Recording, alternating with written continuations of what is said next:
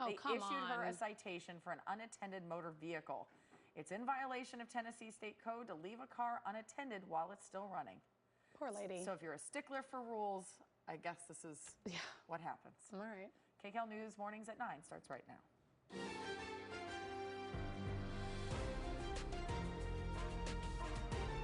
This is Kcal News Mornings. Right now at 9, it turns out some SoCal residents are racking up some serious credit card debt. We'll show you which areas have recorded a big jump. Plus, splitting up to stay together. We're going to explain why some couples swear by a so-called bathroom divorce. And royal scrutiny, why an American group wants to take a closer look at Prince Harry's immigration papers. Uh-oh. And a live look at LAX this morning where traffic's moving pretty well. Even in the sky, like a plane just took off. Blue skies as well. Good morning. Hope you're watching Kcal News Mornings at 9. Today is Tuesday, March 18th. I'm Jamie Newkis. And I'm Christine Lazar in for Ruta Shabazi. Thanks for joining us. And we also have Paul and Kalina here to bring you your next weather and traffic. And you've got some bad roads out there, but you've got some good weather to report. So we'll start with you. Okay, we'll start with the good news first. Sorry, Kalina. It's okay. It's beautiful. Yeah. It is so nice. It's so deserved. It's been really rough the past couple months with weather. Too little rainfall, then too much rainfall. Now we just get to enjoy the sunshine. Back to what Southern California is known for and why everybody pays $5 million for a house. Hollywood Hills, probably 10 million Hollywood Hills. 47 degrees. Look at all of that sunshine. The sunshine will be prevalent all day long, actually all week long, now that yesterday's front has moved out and is now over New Mexico. That said, it is a chilly morning, and mornings will be cool for the next several days, but today is going to be the coolest. Claremont, 43. Simi Valley, still 38. You can't shake the 30s right now, but Burbank, not too far away, is 50 degrees. Malibu, 55. Santa Ana, 54. And Palmdale, 44 degrees. Next weather headlines. Rain's gone. Some of us got a little bit of rainfall yesterday, and the rain is gone for a while. There are no new storms anywhere close to us for the next 5 to 7 days. Lots of sunshine today. The warmer weather begins to move in tomorrow. It's a spring-like weather pattern, still an active pattern up in the Gulf of Alaska, for the Pacific Northwest, for British Columbia, not here. Even the Bay Area is going to get several rounds of rainfall over the next couple weeks, but those fronts will not have the energy or the jet stream support to make it down here to Southern California. So downtown Los Angeles, pleasant day today. Lunchtime, 62 degrees, sunshine at 3 o'clock, 68.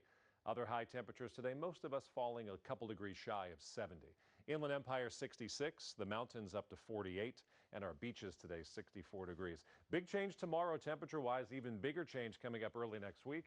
We'll talk about when we hit the 80s coming up right now at 9 a.m. Check of the weather with traffic with Clean. You want to do the weather too? It's really sunny. Give it a try. No, you do such a good job. I'll stick to this. So we have a singular overturned car 5 north at Harbor Boulevard. 3 right lanes are blocked off, and you can see the backup building now from the 55 this morning. This is what it looks like in the camera. Jam-packed, yes. So give yourself plenty of extra time. Northbound side will take you 32 minutes from Chapman to Harbor. Southbound traffic now 41 minutes, leaving Anaheim into Santa Ana. Here's a look at LA. We got lots of red still. Also this crash here on the shoulder now. Eastbound 118 before Reseda Boulevard. It's a 20-minute ride to get through that stretch. And good news, that 405 freeway southbound before Skirball Center, the truck we had there and now out of the way. Lanes now open. Still looks like this, though, on the 405 through the Sepulveda Pass. So give yourself plenty of extra time. It's an hour and 12 minutes between Devonshire and Sunset this morning. Also, the 101 is slowing down as well. Here's a look at the IE. We've got some improvements on the 91, still a little slow. And this crash now on the shoulder 10 West at Mountain. You can see that it is now starting to recover. Ladies, back to you. Kalina, thank you. It's a somber morning for local law enforcement, mourning the death of one of their own. A San Bernardino County Sheriff's deputy was killed in a crash in Victorville. Kcal News reporter Rick Montanez is there live to tell us more about the fallen deputy. Good morning, Rick. Good morning. This community is in mourning, as well as law enforcement across the state. I've been seeing posts about it online. And we've also seen some mourners stop here at the intersection where San Bernardino County Sheriff's Deputy Hector Cuevas Jr. lost his life yesterday. You see there are 2 American flags that have been placed on the traffic poles here, along with flowers and a note that reads, "Rest easy, High Desert Protector." A tragic reminder of just how dangerous police pursuits can be. Here's what we're learning about Deputy Cuevas, a 6-year veteran of law enforcement. Cuevas was very involved in his community. A former college athlete, he went on to mentor young football players in Rialto. He was also involved in the Spirit of Love Church in San Bernardino, where he organized toy drives.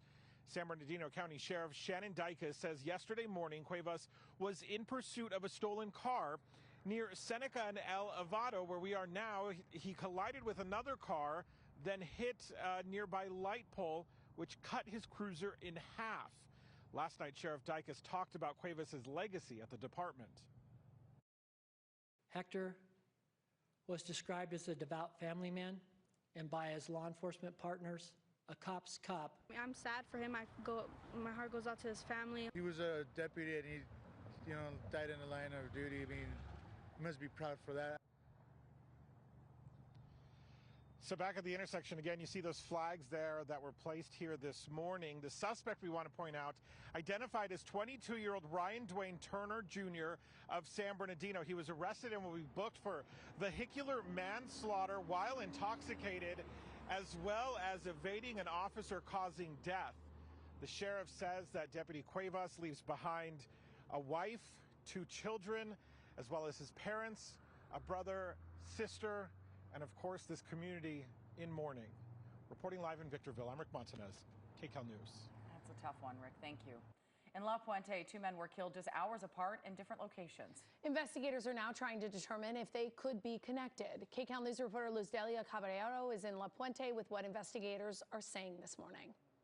One of the big questions here, right, is are these 2 deadly shootings connected at this time? What we know is that the suspect or suspects are still at large. And we're talking about 2 shootings that happened hours apart from each other. And one shooting compared to the other was only 3.5 miles away. We'll start with the first shooting. The location was on the 500th block of Leverett Avenue. Los Angeles County Sheriff's deputies responded to a call of a shooting.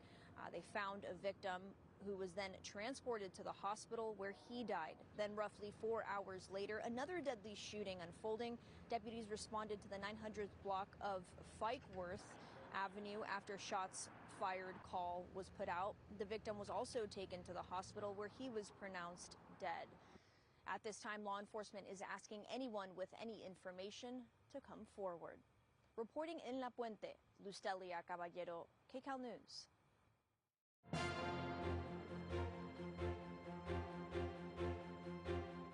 A White House spokesperson says President Trump and Russian President Vladimir Putin spoke on the phone this morning as the U.S. tries to negotiate a ceasefire deal between Russia and Ukraine. Ukraine agreed to a 30-day ceasefire proposal negotiated by the United States, but Putin has said terms need to be discussed.